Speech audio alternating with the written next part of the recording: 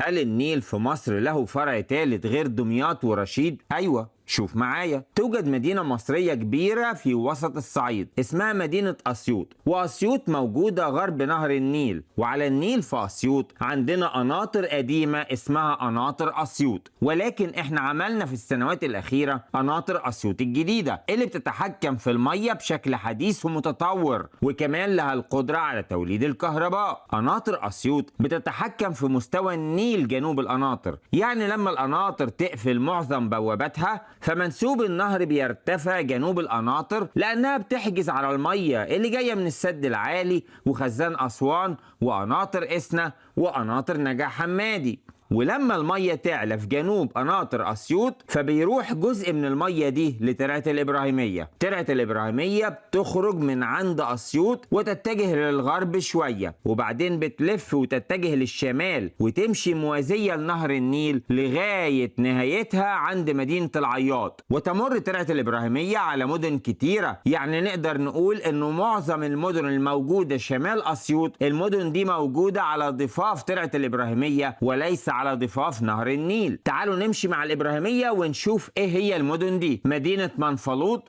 مدينة القصية، ثم مدينة ديروت. وديروت هي أول مركز في محافظة أسيوط من جهة الشمال. وعند ديروت ترعة الإبراهيمية بتكون عريضة جدا أكتر من أي مكان تاني. الإبراهيمية في ديروت عرضها 100 متر، وبتكون الترعة قطعت مسافة 60 كيلو متر بالظبط من منبعها في أسيوط. طيب، هل أنا قصدي إنه الفرع الثالث للنيل في مصر هو ترعة الإبراهيمية؟ لأ، ترعة الإبراهيمية رغم إنها عريضة جدا في بداياتها وخصوصا في ديروت، لكن مش هي اللي أقصدها، لأنها ترعة صناعية من صنع البشر واتحفرت أيام الخديوي إسماعيل وسموها الإبراهيمية نسبة لأبو إسماعيل اللي هو إبراهيم باشا ابن محمد علي باشا. وبعد ديروت بندخل محافظة المنيا، ومدينة درمواس هي آخر مركز في محافظة المنيا من ناحية الجنوب، ثم مدينة كبيرة اسمها ملوي، وبعدها مركز أبو قرقاص أو المدينة الفكرية. ومعرفش ليه اسمها الفكرية، لكن محطة القطر اللي هناك اسمها محطة أبو قرقاص. ثم مدينة المنيا عاصمة المحافظة، وبعدها صمالوط.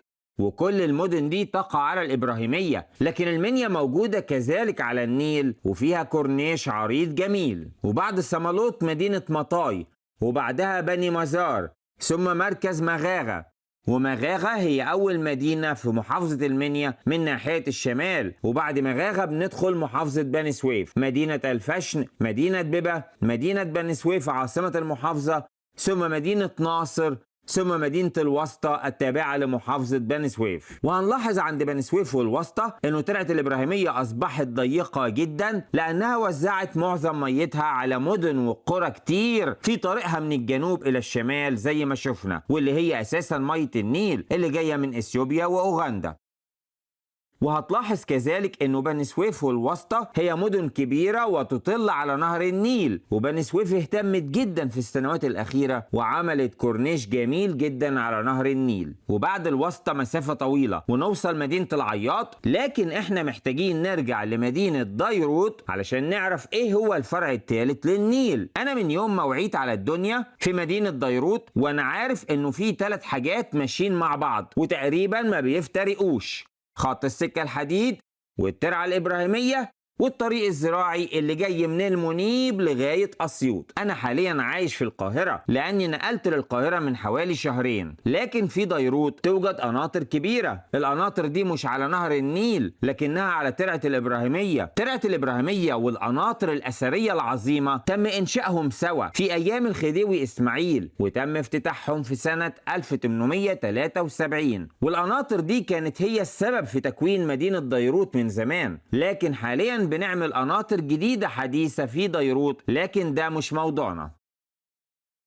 ليه الخديوي إسماعيل عمل قناطر في ديروت؟ عملها علشان تتحكم في مستوى المياه جنوب القناطر وفي حجم المية اللي هتمر في ترعة الإبراهيمية وغيرها. ولكن قبل حفر الإبراهيمية كان بيخرج من النيل هنا فرع ثالث غير دمياط ورشيد. الفرع ده كان بيبدأ من شمال شرق مدينة ديروت، واللي هي كانت قرية صغيرة وقتها، والفرع ده لسه موجود لغاية دلوقتي، ولكن منبعه تغير لأنه لما بييجوا العمال يحفروا ترعة الإبراهيمية وتعدي كده وهي جاية من الجنوب من أسيوط، فكان هيتعارض مسارها مع مسار بحر يوسف. أيوة، بحر يوسف هو الفرع الأول مش الثالث للنيل، كان بيخرج زي ما قلت لكم من نواحي قرية الحوطة كده، وتم إنشاء ترعة الإبراهيمية وتم تعديل منبع بحر يوسف واتعمل له الوصلة المستقيمة دي للجنوب علشان ياخد ميته من ترعة الإبراهيمية بعد ما كان بياخد ميته مباشرة من نهر النيل. وكان وقتها بيتم إنشاء قناطر ديروت العملاقة بطول 190 متر، وأصبح ده شكل المشروع بعد انتهائه سنة 1873. منظر جميل بنشوفه من فوق لمدينة ديروت. الإبراهيمية بتدخل المدينة من الجنوب وعلى يمينها خط القطار وعلى شمالها الطريق الزراعي أو شارع بورسعيد، وبتكون عريضة جدا وبتوسع الإبراهيمية أكتر وأكتر وعليها قناطر كبيرة.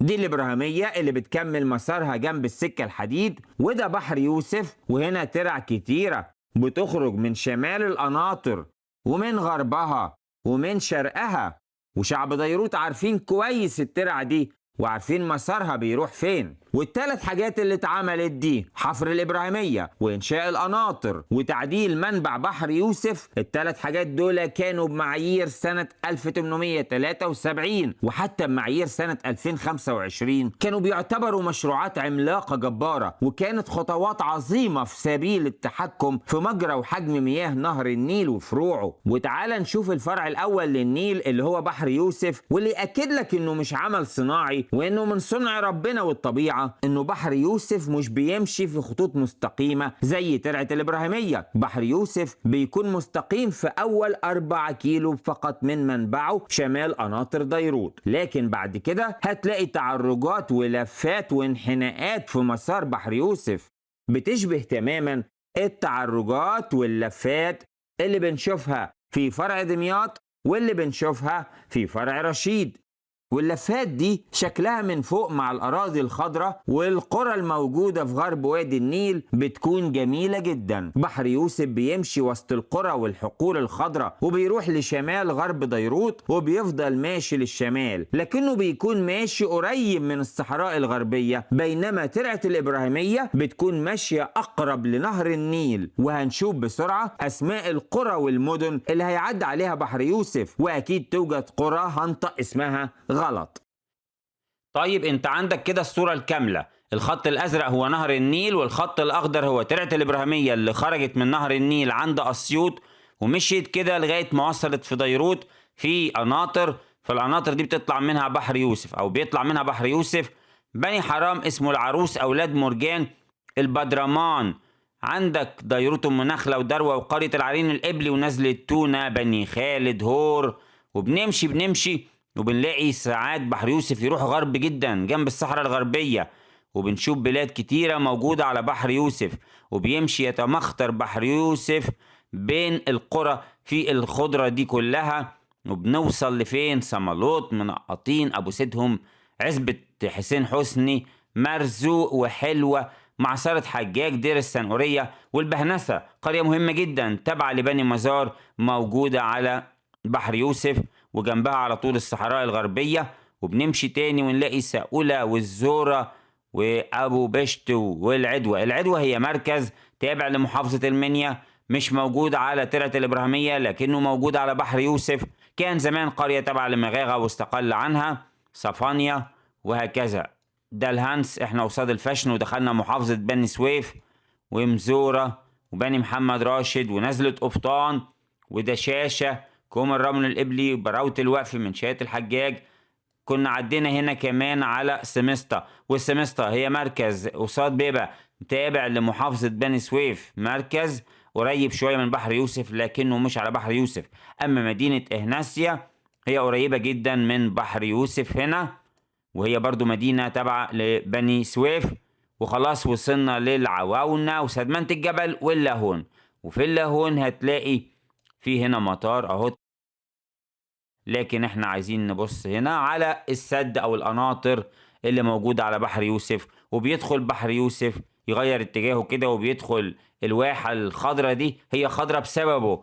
بحر يوسف هو السبب ان الفيوم تبقى خضرة كده، وبيخترق بحر يوسف مدينة الفيوم وبعد كده بيتفرع وترعة كلها بتغذي محافظة الفيوم بالمية العذبة مية النيل، وعشان كده الفيوم بقت خضرة، والصرف الزراعي بيصرف في بركة قارون اللي هي أخفض نقطة في محافظة الفيوم. ولاحظ معايا هنا بقى الأزرق ده هو الصحراوي الغربي اللي جاي من الجيزة وميدان الرماية وبيمشي غرب وادي النيل.